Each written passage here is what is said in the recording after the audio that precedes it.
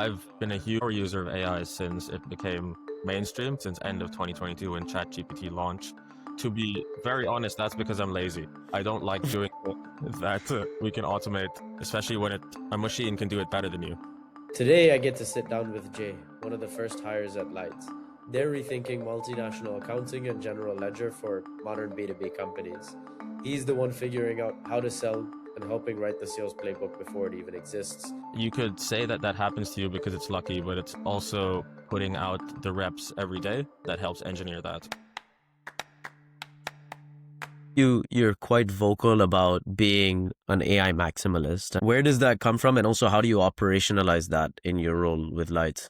Yeah, so I've been a huge user of AI since it became mainstream, so to speak, basically since end of 2022 when ChatGPT launched. Mm-hmm. I was using it every day. And to Okay. be very honest, that's because I'm lazy. I don't like doing that we can automate, especially when a machine can do it better than you. So that's where the philosophy comes from, and that's the reason I'm in Light, because I got along with Jonathan, our co-founder, who's a huge AI maximalist as well. And that mindset of ours resonated with each other. A lot of people ask the question of what can I automate with AI? I like to flip it around and think a bit more like why am I doing this manually? Why can't it be done with AI? Because especially if it can be done better and or equally as effective, your brain cells are probably better spent doing something more higher leverage.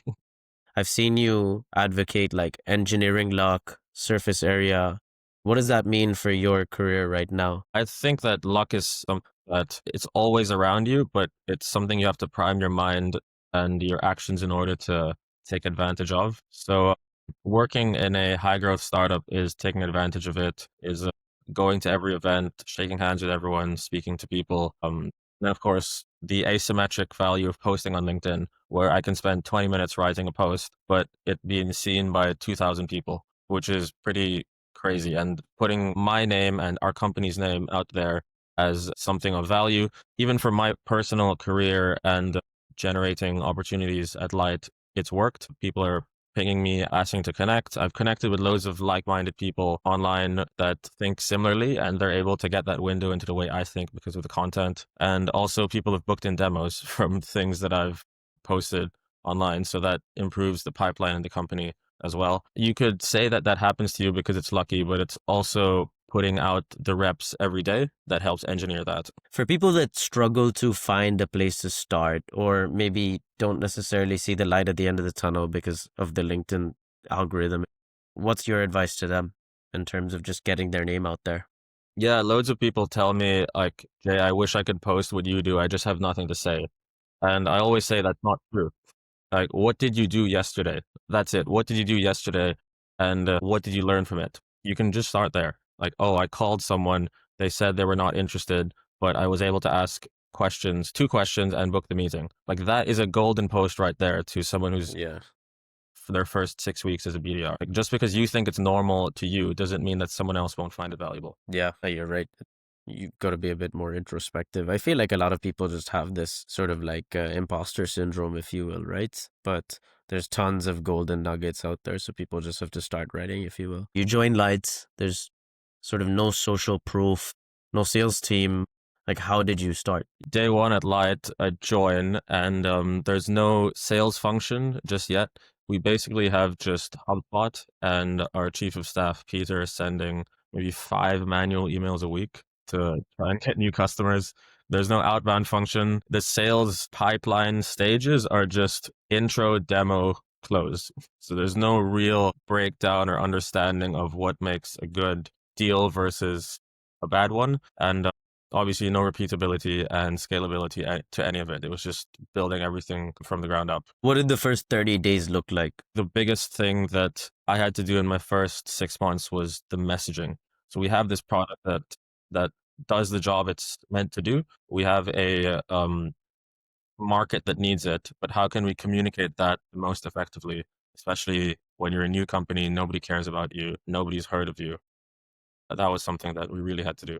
So my first couple of tasks at Light were to, one, build a outbound function that we could count on and scale to bring in pipeline predictably, and two, also to help fix the sales process so that we could define what good looks like in a deal and increase the chance of close once a pipeline came into it. So the first part, the outbound and the increasing of pipeline, is primarily what I did. The first few things I did were just start doing more cold emails, more LinkedIn, start automating a bunch of it. And then the second was to build the events function from the ground up, because something our go-to-market function in Light definitely believes in is building community and building events, especially for our ICP, which is finance. They are quite underserved in the events community, especially here in London and around Europe. Right. People are always building events and throwing events for salespeople, technical leaders, CEOs, other co-founders, investors, VCs, but nobody for finance. So we wanted to come in and help build that. So those are the first two things I had to do in my first 90 days: build outbound and build events. You say that a lot of BDRs should think more in engines, not necessarily in meetings. What does that mindset shift actually look like? How did you approach it, and how does that look now? The first thing I tried to do, which actually failed, is push the product straight. When I would call someone up and get them on the phone and ask them if they were looking into new finance systems. And because it's such a painful thing to do, change finance systems, everyone would immediately say, no, we're not interested. The shift which worked for me is introduce more curiosity rather than pushing the product itself. So what really worked in around the fourth or fifth month of building outbound was ask the question, are you interested in AI in the finance function? And most of the time they'd say yes, because even if they're not looking at changing a system, they're looking at automating one thing, or perhaps they had an investor meeting and the board says, you guys must use AI all over the business. Sales is using it, marketing's using it, engineering's using it. Why aren't you using it? So when someone cold calls them and says, we built this AI thing, at least don't you want to take a look? It resonates a bit better. So I think rather than pushing the product straight away, just inspiring curiosity by asking a question that we think they will say yes to. I heard John on a podcast recently with Manny from Paid say that when CFOs join new companies or these VPs, they switch roles, they want to make a mark on that company.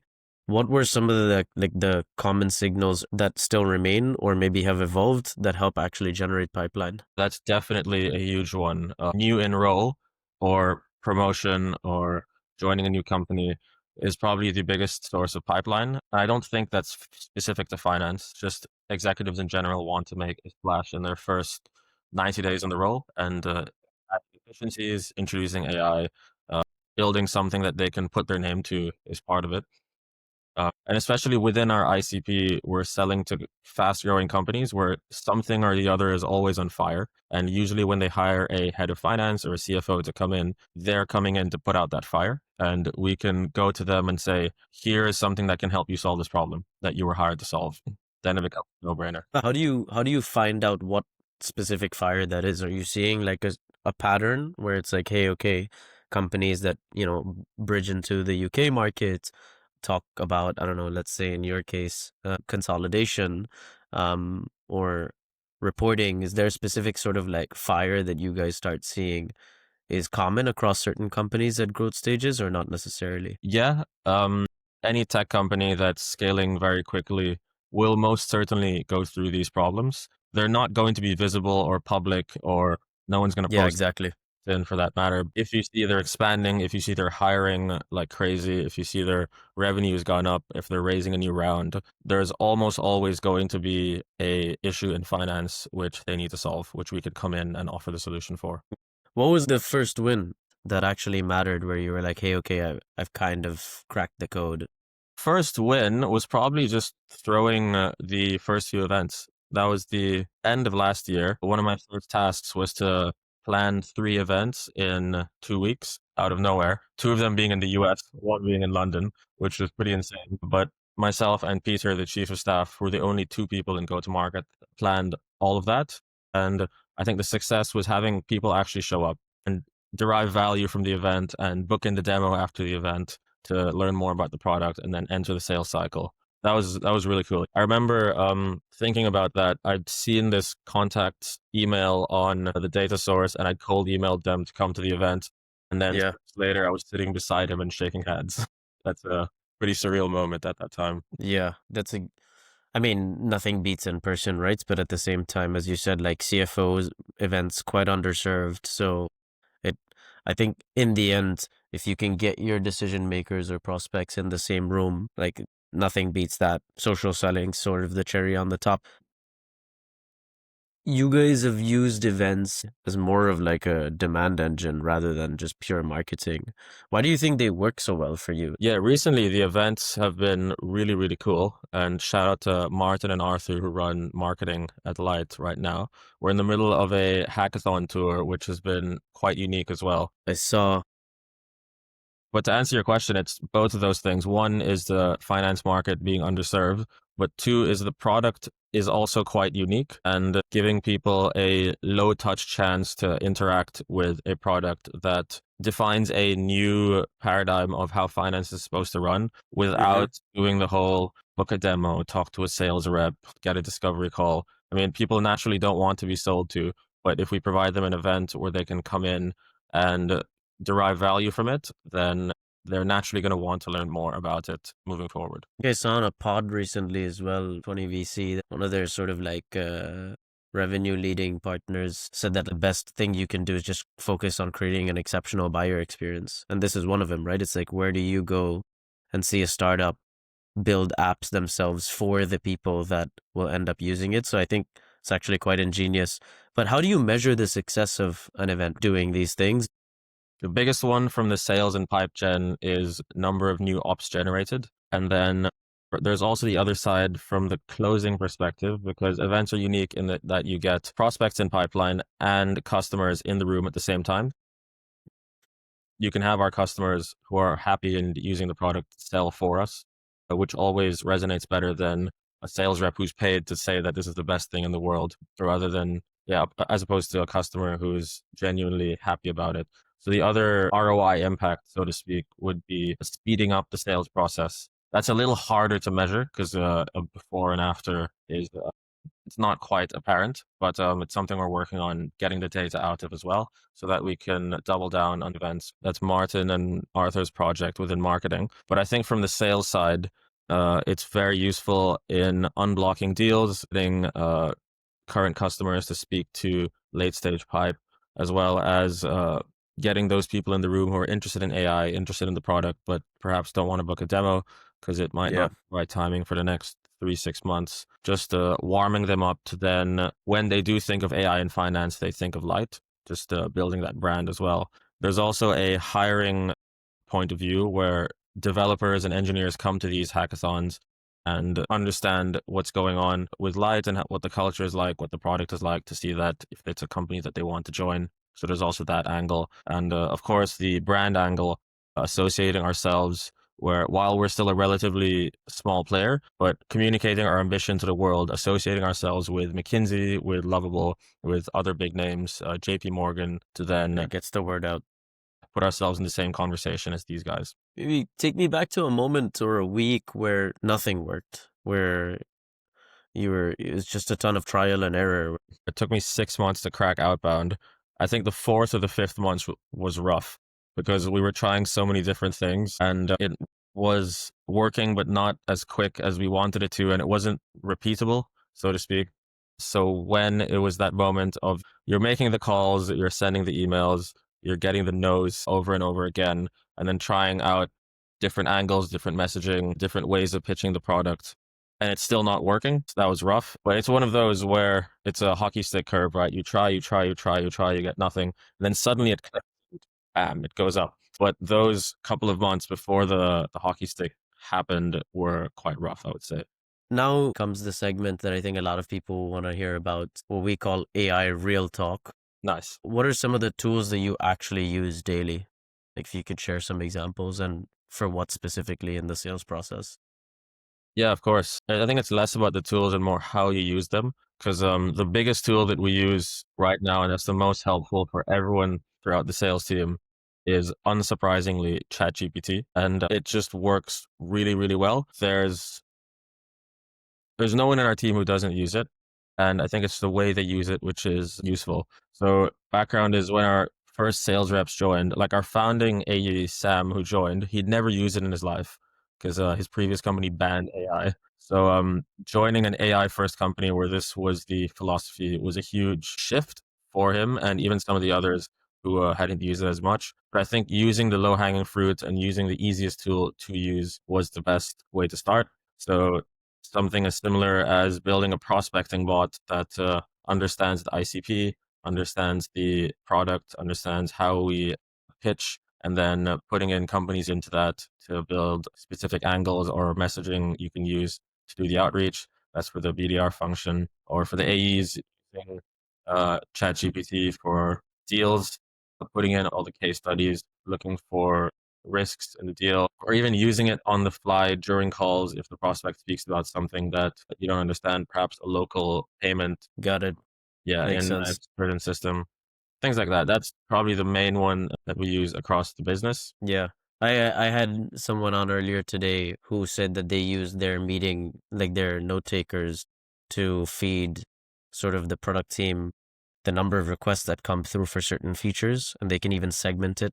So from which kind of customers it's coming from.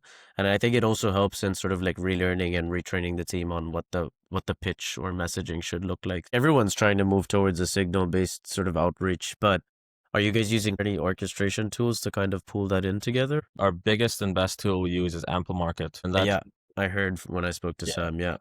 that's a game changer when it comes to outbound. Basically, all the signals and the email copy and the data sources and the dialer and the multi-channel sequencing, it does all of that. So even for our BDR team, who we want them to come in and use one tool and just continue smashing phones, emails, which rather than have to look at 7 different tools to do everything, that solves so much more pains. Yeah, I mean, it's context switching, right? Like the more simplicity there is.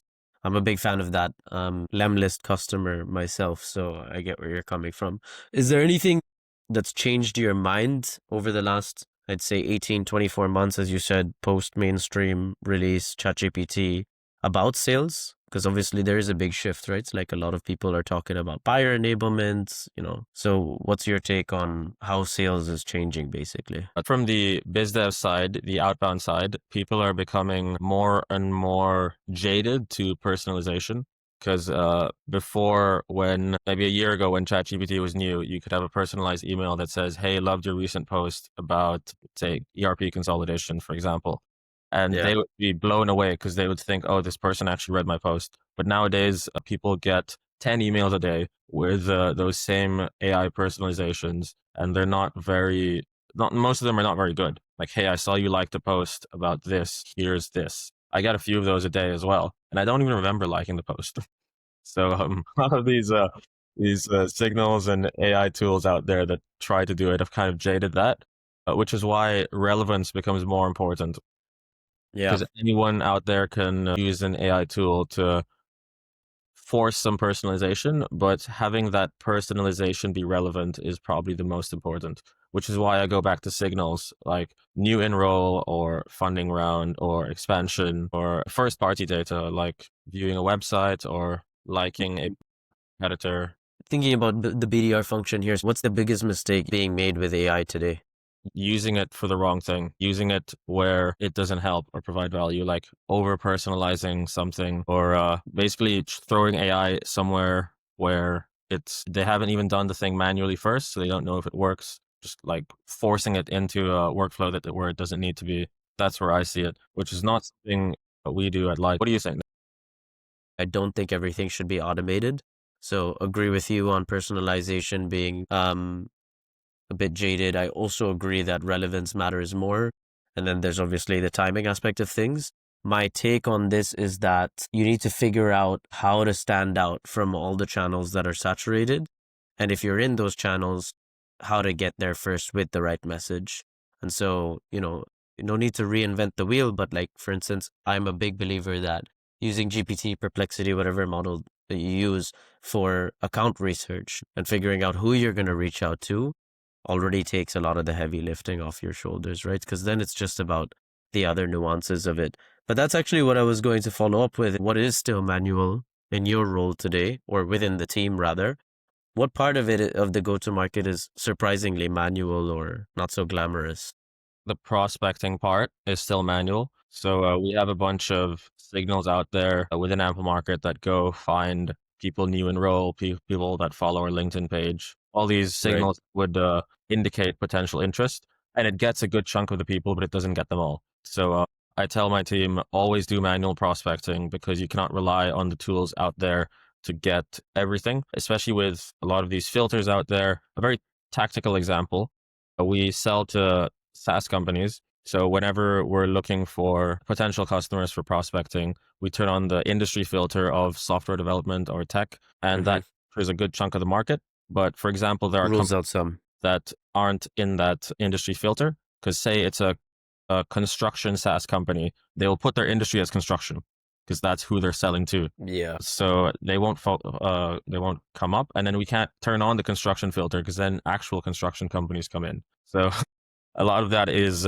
still manual, and you're probably getting a good 70-80% of what's out there, but not all of it. I feel like the whole hype around AI SDRs, for instance, has been overpushed. Like we've got companies, don't get me wrong, like I see value in certain use cases, but for instance, like talking about why BDRs or the sales team shouldn't be list building. I agree fundamentally they shouldn't spend a lot of their time with building lists, but I do think there's a difference between spending 30% of your week building lists versus spending 10% just reviewing the list to make sure it's comprehensive, right? So that's where I'd overlap with you. What about giving advice to other people that want to join as the first sales hires? What would you say from your experience makes a good early stage environment versus not so good? If you were to make that decision yourself now in retrospect, knowing what you know, what would your advice be? The most important thing is how much they will trust you to do what you need to do. I'm very fortunate that Light basically gave me free reins and handed me the keys to outbound and said,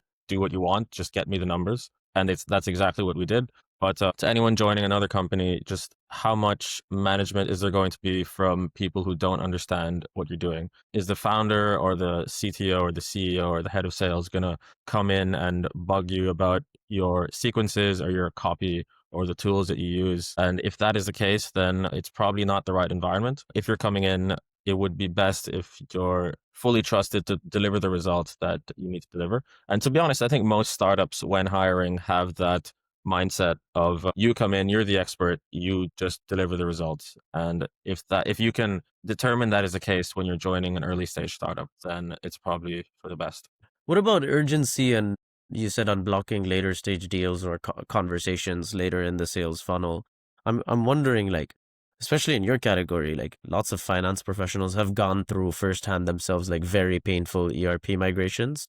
So how do you create that urgency in your case from like a sales perspective? Well, it's always looking at the compelling event, right? Sometimes they're having an audit and they need a more robust quality system for that. The end of the financial year as well, maybe they want to switch before the next financial year, or they're expanding to a new country and two entities doing consolidation is possible, but three becomes too much of a pain and they don't want to hire. As the sales team, we've learned which ones occur within the businesses that we're selling to.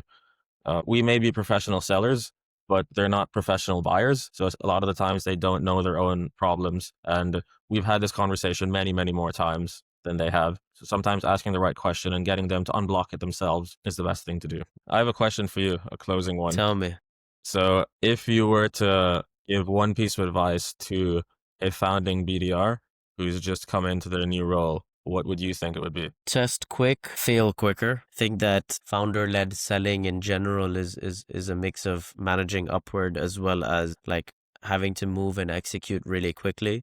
So I am a big believer of like ask for forgiveness, not for permission. I think that a lot of BDRs, especially the ones that are coming out, freshly graduated, not too much experience, will probably want to play it safe. I think having a hand in the fire means you've got to go out and send that message to a prospect to figure out if that's as you said, if that's the unlock. And if it's not, then having to tweak that as you go, but you've got to do it with speed. So there's no time to go and check, if the founder has to read your copy or, if you want to buy a specific tool and test it out for 6 weeks to see if if it's going to create more velocity. I think that would be my biggest advice. And be a sponge, really. Like, you've basically got to be a mini founder within the business, because you've got to go out and act as an ambassador for the solution or the value prop that you're bringing to customers, right? Yeah, that's spot on. Well said. Cool, man. Thanks for Yeah. jumping on. No, it was a pleasure, man. Thanks for having me. See ya. Take care, man.